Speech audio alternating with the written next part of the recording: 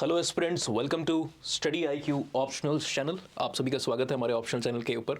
और anthropology in 15 minutes आपके लिए जो एक सीरीज़ हमने यहाँ पर ऑनलाइन बनाई है, सारे एस्पिरेंट जो कि प्रिपेयर कर रहे हैं, चूज़ किया हुआ एंथ्रोपोलॉजी या फिर प्लान कर रहे हैं ऑप्शन सिलेक्शन का, और खासकर कुछ जो पहले से चूज़ करके सेल्फ स्टडी कर रहे हैं। तो हमारी तरफ से जो effort apart from the paid batches जो हमारे पैरेलली रन कर रहे हैं, उसके अलावा भी एक जो सोशल रिस्पॉन्सिबिलिटी है ना, उसके चलते हमने आपके लिए बहुत सारा कंटेंट यहाँ पर अपने ऑप्शनल चैनल पर लाने का एक प्लान को रखा हुआ है, ताकि जो कई टॉपिक्स थोड़े से कंफ्यूजिंग होते हैं, अब हम पूरे सिलेबस को भले यहाँ पर ना डिस्कस कर पाए, लेकिन कुछ जो इंपॉर्टेंट टॉपिक्स हैं, थीम्स हैं, या फिर कई ऐसे टॉपिक्स जो कि आप कह सकते हो कि एग्जामिनेशन पर्सपेक्टिव से, है ना, थोड़े से क्रिटिकल होते हैं, या जिनमें बच्चों को काफ़ी कन्फ्यूजन होता है या कंटेंट की कमी होती है। तो ऐसे कुछ टॉपिक्स को हम यहाँ पर इकट्ठा करके एक साथ में डिस्कस करते हैं, स्ट्रैटेजीज़ को भी ले आते हैं। मेन चैनल पे भी हमारे अराउंड 250 से ज़्यादा वीडियोस आपके पास अवेलेबल है ना। ऑल दो वीडियो तो 300 से भी ज़्यादा है, बट उसमें से core anthropology syllabus oriented 250 videos हैं।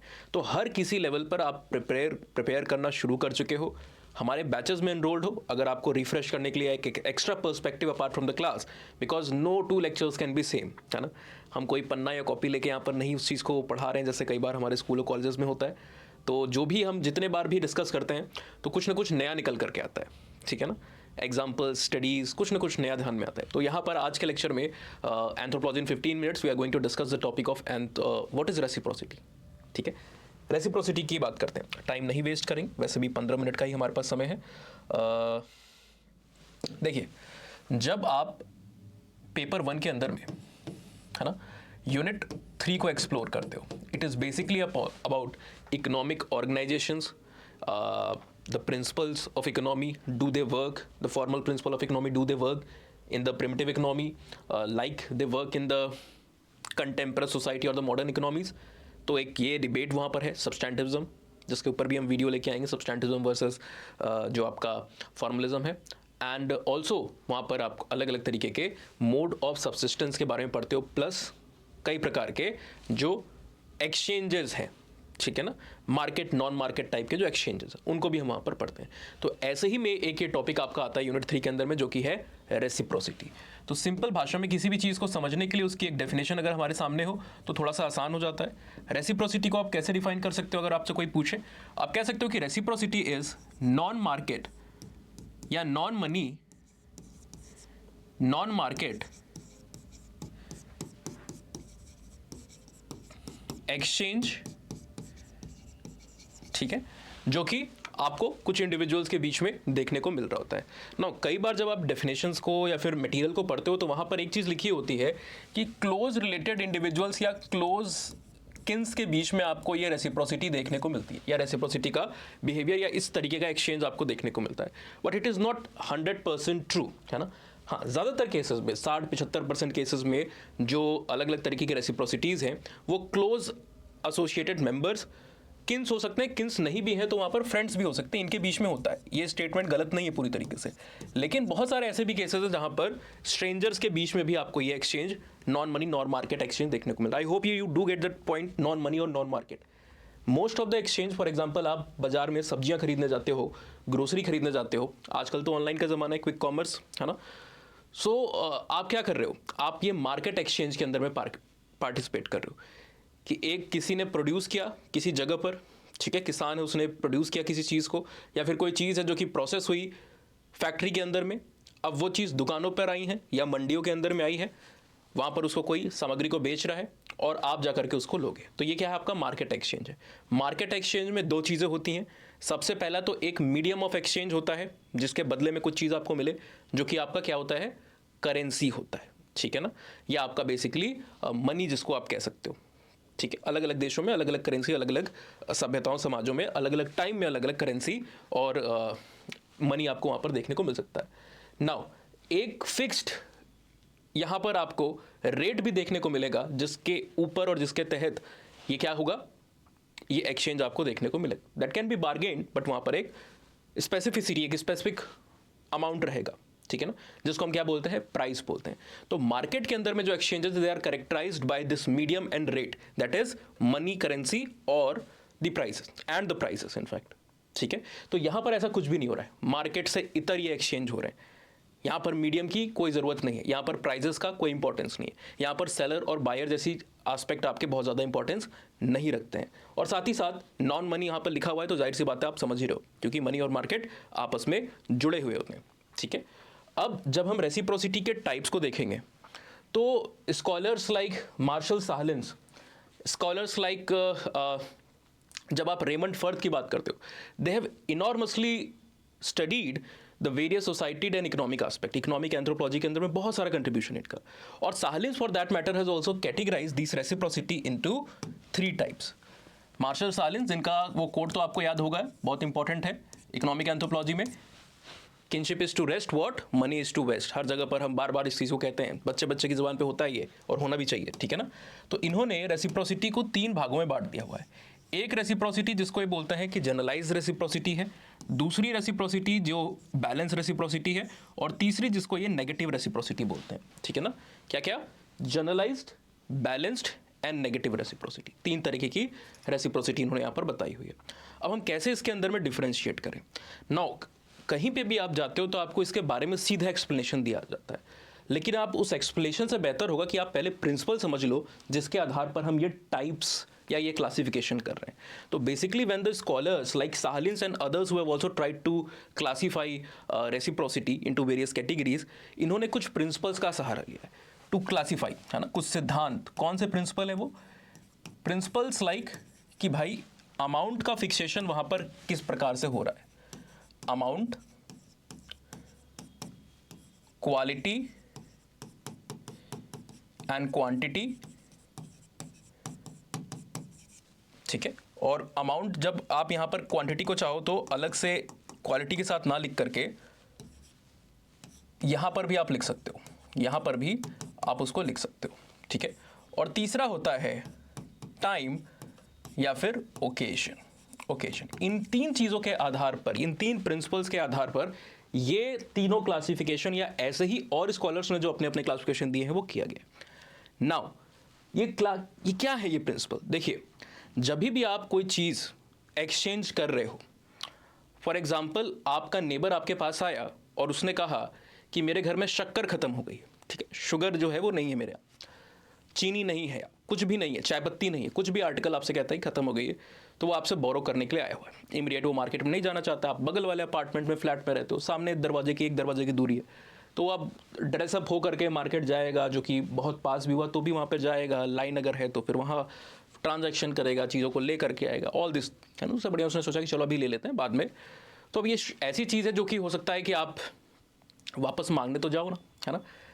तो कितने अमाउंट में, कितनी क्वांटिटी में ये आपसे आर्टिकल लिया गया, शुगर है, चाय पत्ती है, कुछ भी है, किस क्वालिटी की वो चीज़ ली गई, है ना। आप अलग अलग ब्रांड में देखोगे वो खुद लोग क्वांटिटी बनाते हैं चाय पत्तियों की, ठीक है, कि कोई प्रीमियम है, कोई लाइट है, कोई कुछ है, कोई गोल्ड है, कोई सिल्वर है, कोई प्लेटिनम है, अलग अलग चाय पत्तियों के अलग अलग क्लासिफिकेशन भी वहाँ पर देखने को मिलता है।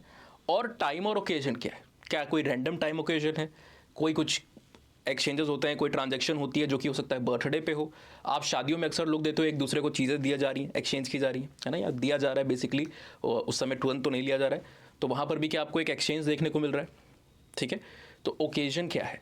सो अगर अमाउंट और quantity of the given thing, quality of the given thing, time and occasion of the given thing, इन सबको इंपॉर्टेंस दी जाए और उसी मात्रा और उसी प्रोपोर्शन में उसी क्वालिटी की चीज़ वापस इंसान को मिले, तो इस प्रकार की रेसिप्रोसिटी को हम बैलेंस्ड टाइप ऑफ रेसिप्रोसिटी बोलेंगे, ठीक है, बैलेंस टाइप ऑफ रेसिप्रोसिटी बोलेंगे। फॉर एग्जाम्पल, आपने किसी की मैरिज में आप गए और उसकी मैरिज में आपने एक लिफाफे के अंदर में, एक एनवलप के अंदर में शगुन के रूप में आपने कुछ 5100 रुपये दिए, 1100 रुपये दिए, जो भी रुपए आपने अपनी मन से वहाँ पर दिए, ठीक है। तो किस चीज़ से कब दे रहे हो आप? शादी के अवसर पर दे रहे हो, ठीक है। कितना दे रहे हो आप? एक एक्स अमाउंट दे रहे हो, 5100 जो भी है। अब उसमें क्वालिटी का ऐसा कोई कंसर्न मनी में नहीं आता है, ठीक है, क्वालिटी का कोई कंसर्न वहाँ पर नहीं आता है, ऑलराइट। सो अगर सेम इंसान आपके घर में जब शादी हो, आपकी शादी हो, आपके बच्चों की शादी हो, किसी की शादी हो, वहाँ पर आकर के सेम ओकेजन पे, यानी कि शादी में ही उतने ही रुपए अगर दे जाए, तो ये क्या है? Balance type of reciprocity. तो यहाँ पर तीनों चीज़ें बराबर मात्रा में आपको देखने को मिलती है। नाउ एक होता है generalize type of reciprocity. Generalize type of reciprocity, generalize, अब यहाँ पर एग्जांपल भी आप मैं बता रहा हूँ जो ना, उसको लिखते चलो आप यहाँ पर। जब आप मैरिज फॉर एग्जांपल देखते हो, मैरिज में जो गेस्ट यहाँ पर आते हैं वो जब भी कोई चीज़ को आपको देते लेते हैं ना, तो वहाँ पर उसका बड़ा हिसाब किताब रखा जाता है, हिसाब किताब रखा जाता है, because you have to also repay that, है ना। आप सिर्फ ले नहीं रहे हो। और इसीलिए मार्शल मॉस का भी यहाँ पर एक स्टेटमेंट काफ़ी इंपॉर्टेंट हो जाता है। मार्शल मॉस बहुत ही फेमस स्कॉलर हैं और इनकी एक किताब 1922 में आई थी, जिस सेम साल में मेलिनोस्की की भी किताब आई थी, और किताब का क्या नाम था, द गिफ्ट। उसके अंदर में कह रहे हैं कि भाई गिफ्ट, दुनिया का कोई भी गिफ्ट कभी भी फ्री नहीं होता है। ये एक हिपोक्रेसी है कि हम गिफ्ट को फ्री बोलते हैं, है ना।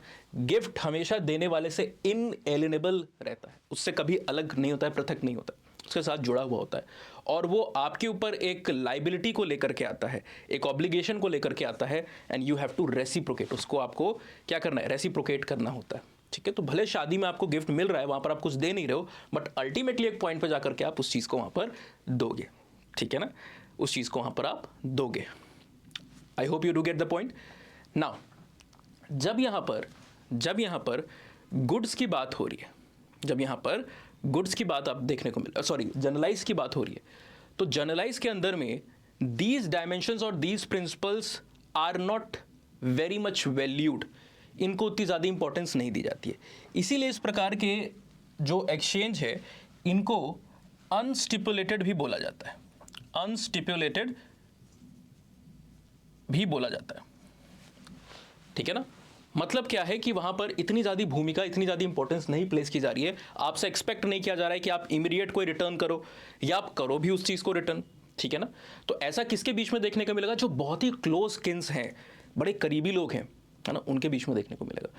फॉर एग्जाम्पल आपके माता पिता आपके पढ़ाई लिखाई पे, आपकी अपब्रिंगिंग पे, कपड़ों पे, बाकी चीज़ों पे बहुत खर्चा कर रहे हैं, आपको विदेश की ट्रिप करा रहे होंगे, शहर में ट्रिप करा रहे होंगे, डिनर पे ले जा रहे होंगे, तो क्या है, एक तरीके का आपके ऊपर ये एक्सपेंडिचर यहाँ पर आपको देखने को मिल रहा है। बट वो आपसे कोई एक्सपेक्टेशन नहीं कर रहे हैं कि आप इमीडिएट या लेटर ऑन समय में आप क्या करो, एक बेसिकली उसको रेसिप्रोकेट करो, ठीक है। तो यहाँ पर सबसे पहली बात कि कोई एक्सपेक्टेशन नहीं होती है, दूसरी बात कि क्लोज किन्स के बीच में होता है, और तीसरी बात कि ज़रूरी नहीं है कि जिनके बीच में, कोई दो लोग के बीच में ही वहाँ पर एक्सचेंज हो। फॉर एग्जांपल आपके पेरेंट आपके लिए कर रहे हैं, आप इन टर्न आगे वाली जनरेशन के लिए वो सेम तरीके की चीज़ कर रहे होते हो, है ना। तो इस तरीके से चीज़ आपको देखने को मिलता है, इसको हम क्या कहेंगे, जनरलाइज। अच्छा, बैलेंस के लिए भी एक और नाम यूज़ किया जाता है, आप चाहो तो लिख लो, सिमेट्रिकल बोला था ना, क्योंकि सब चीज़ समान है, तीनों चीज़ में सिमेट्री है, जितना दिया लिया जा रहा है सब बराबर है, तो सिमेट्री कहते हैं। नाउ नेगेटिव के अंदर में क्या है कि ये सारी चीज़ें उल्टी हो जाएंगी, कि क्वालिटी जो दी थी वैसी क्वालिटी नहीं है ना, जिस ओकेजन टाइम पे दिया था उसका कोई मतलब ही नहीं है, कभी दे रहा है कभी नहीं दिया ही नहीं, ऑलराइट। अमाउंट और क्वांटिटी भी वहाँ पर नहीं है, तो अगर दिया गया तो सब स्टैंडर्ड चीज़ को वहाँ पर दिया गया। फॉर एग्जाम्पल कि आपके शादी में, आपके एंगेजमेंट में, आपके बर्थडे पे कोई आकर के आपको सोनी ब्राविया दे करके जाता है, और दूसरा उसकी जब बर्थडे पार्टी होती है तो आप वहाँ पर जाकर के उसको कोई XYZ ब्रांड देते हो जो काफ़ी सब स्टैंडर्ड है, जो 15,000 रुपये की है ना, उसने आपको 70,000 रुपये की टीवी दी, आप उसको 15,000 रुपये की टीवी दे रहे हो, ऑलराइट। तो क्या है आप, और वो भी हो सकता है सेकेंड हैंड दे रहे हो, तो यहाँ पर क्या दिख रहा है, एक डिसीटफुल नेचर दिखने को मिल रहा है ना, थोड़ा सा चीट करने की टेंडेंसी देखने को मिल रही है। तो ये यहाँ पर आप देखोगे कि जब हम नेगेटिव की बात करते हैं तो यहाँ पर डिसीट या चीटिंग आपको देखने को मिलता है, जो इंटेंशंस होते हैं ना वो आपको गलत देखने को मिल रहे होते हैं, आपको इंटेंशंस गलत देखने को यहाँ पर मिल रहे होते हैं, फ्रॉड की टेंडेंसी आपको कई बार यहाँ पर देखने को मिलती है। और ऐसी चीज़ जाहिर सी बात है क्लोज रिलेटिव के बीच में नहीं होती है। क्यों नहीं होती है कि मोस्ट ऑफ द टाइम इस तरीके के जो रेसिप्रोसिटी है वो सोसाइटी में अच्छी नज़र से नहीं देखी जाती है, इसीलिए सोसाइटी ऐसे रेसिप्रोसिटी के ऊपर सैंक्शंस लगाती है ना। आपने अगर किया तो फिर सोसाइटी की नज़रों में गए आप, बहिष्कृत हो गए आप, इस तरीके से सोसाइटी आपको देखेगी, कंसीडर करेगी, तो सैंक्शंस उसके ऊपर नेगेटिव ऑपरेट कर रहे होंगे। यूजुअली ये चीज़ कई बार देखी गई, और यही वो टाइप है जो हम यहाँ पर बात कर रहे थे, है ना, कि ये आपको स्ट्रेंजर्स के बीच में काफ़ी बार देखने को मिलेगी। फॉर एग्जाम्पल ट्राइबल्स या रूरल इलाकों में, खासकर रूरल इलाकों में आप देखोगे जहाँ पर ऑल्दो इतने सारे लेजिस्लेशन और अवेयरनेस एजुकेशन आने के बाद भी डावरी अभी भी कहीं कहीं पे परसिस्ट कर रही है। तो ऐसे इलाकों में जब डावरी देना है पेरेंट को और उससे डिमांड की गई मूवीज़ में जैसे आप देखते हो कि डिमांड पहले किया गया इतना एक्स अमाउंट, अब सामने से उसको बढ़ा दिया गया कि नहीं आप 30 लाख रुपीज़ दो, मान लीजिए पहले 15 लाख बोला, फिर बोला 30 लाख दो। अब पेरेंट के पास वहाँ पर 15 लाख तो अरेंज हो गए, लेकिन बाकी 15 लाख उसके पास नहीं है, तो क्या करेगा, उसको याद आए कि गांव में मेरा कोई खेत है, कोई मेरी ज़मीन है ना, तो उसको बेचने के लिए करेगा। तो गांव में तो सब बड़े क्लोजली नीटेड सोसाइटीज़ हैं, सबको पता है कि हाँ शादी हो रही है, उसके लिए ज़रूरत है, तो वहाँ पर हो सकता है कोई इसको एक्सप्लॉइट करने की कोशिश करे, है ना, नीड है, ज़रूरत है अगर आपकी, तो आपको उसको एक्सप्लॉइट करते हुए कोई देखने को मिल जाएगा कि भाई इनको तो ज़रूरत है, तो किसी भी दाम पर बेचेंगे। तो अगर आपकी ज़मीन की कीमत थी वहाँ पर 25 लाख, ठीक है, वो आपको हो सकता है इंसान 18 लाख 20 लाख इस तरीके से चीट करने की कोशिश करे, तो अमाउंट भी कम है, ऑलराइट, और डिसीटफुल नेचर या फ्रॉड का टेंडेंसी भी आपको यहाँ पर देखने को मिल रहा है। तो ये 3 तरीके की रेसिप्रोसिटी आप इकोनॉमिक एंथ्रोपोलॉजी के अंदर में पढ़ रहे हो। तो आई होप कि इस छोटे से में 15 मिनट का समय हो भी चुका है, और आई होप आपको ये टॉपिक का एक ओवरऑल आइडिया मिल गया होगा। क्लास में हम इन टॉपिक्स को डिटेल में पढ़ते हैं, कुछ और एग्जांपल जैसे इंडियन फिलोसफिकल सिस्टम के एग्जांपल्स भी लेते हैं, पितृ ऋण वगैरह को भी डिस्कस करते हैं, और भी जो कुछ केस स्टडीज़ हैं एंथ्रोपोलॉजिकल उनको भी डिस्कस करते हैं। पर यहाँ पर हमारे पास उतना टाइम नहीं होता है, तो हम इसको थोड़ा सा शॉर्ट, कंसाइज और डायरेक्ट, ईजी टू अंडरस्टैंड बनाते हैं। अगर आप प्लान कर रहे हो एंथ्रोपोलॉजी को चूज़ करने का, या प्लान कर चुके हो कि एंथ्रो ही लेना है आपको एज एन ऑप्शनल, और if you want to enroll in our batches, जो हमारे प्रॉपर बैचेस हैं उनमें एनरोल करके आपको एक स्ट्रक्चर्ड वे में तैयारी करनी है, सही तरीके से, एक डिसिप्लिन के साथ, लिमिटेड टाइम में, ताकि आप समय पे ख़त्म करके आगे जा करके आंसर राइटिंग, रिवीजन, ये सारी चीज़ें भी कर सको। तो हमारे बैचेस स्टार्ट हो रहे हैं, द डेट इज़ 18 दिसंबर, 18 दिसंबर को हमारे नए बैच यहाँ पर स्टार्ट हो रहे हैं। तो आपके पास अभी तो लगभग कुछ 10 दिन का समय है, लेकिन इस समय को बहुत ज़्यादा गवाइएगा नहीं, है ना, 10 से भी कम ही, इनफैक्ट 8 दिन के आसपास आप बच गए हुए, 8 साढ़े 8 दिन जब आप इस वीडियो को देख रहे हो। तो अगर आप एडमिशन लेना चाहते हो, कोई जानकारी चाहिए एडमिशन से रिलेटेड, या कंफ्यूजन ऑप्शन को चूज़ करने में अभी भी क्या ये सही ऑप्शन होगा, मेरा बैकग्राउंड XYZ है, तो गाइडेंस अगर चाहिए तो भी ये आईडी दी हुई है इंस्टा, किसी की भी आप घर पे भाई ब्रदर, लाइक भाई बहन हो, दोस्त हो, किसी की आईडी से भी आप यहाँ पर मैसेज कर सकते हो। अदरवाइज अगर कोई आईडी नहीं है तो यहाँ पर ईमेल आईडी पे आप अपने कन्फ्यूजन और डाउट्स को भेज सकते हो रिगार्डिंग चूजिंग ऑफ ऑप्शनल। हाँ, जितने भी नए बच्चे होते हैं स्टडी IQ के हर एक प्रोग्राम पे आप ये US लाइव कोड लगाते हो, लेकिन जो बच्चे पहले से स्टडी IQ किसी प्रोग्राम में एनरोल हैं या पास्ट में एनरोल थे, NCERT P2I SIP, उनको एक्स्ट्रा डिस्काउंट मिलता है, जिसके लिए आप मुझे मेरी आईडी पे कम्युनिकेट कर सकते हो, ठीक है ना। इन आईडीज़ पे मुझे अपना रजिस्टर मोबाइल नंबर भेज दीजिएगा और अपना नाम भेज दीजिएगा, आपको एक्स्ट्रा डिस्काउंट कोड सेंड करवा दिया जाएगा। नाउ अगर आपको फ्री मटेरियल और PYQs को देखना है तो आप इस आईडी के ऊपर जाकर के, टेलीग्राम चैनल के ऊपर जाकर के विजिट कर सकते हो। So hopefully see all in the upcoming batches, otherwise in the next video, good bye, take care, signing of.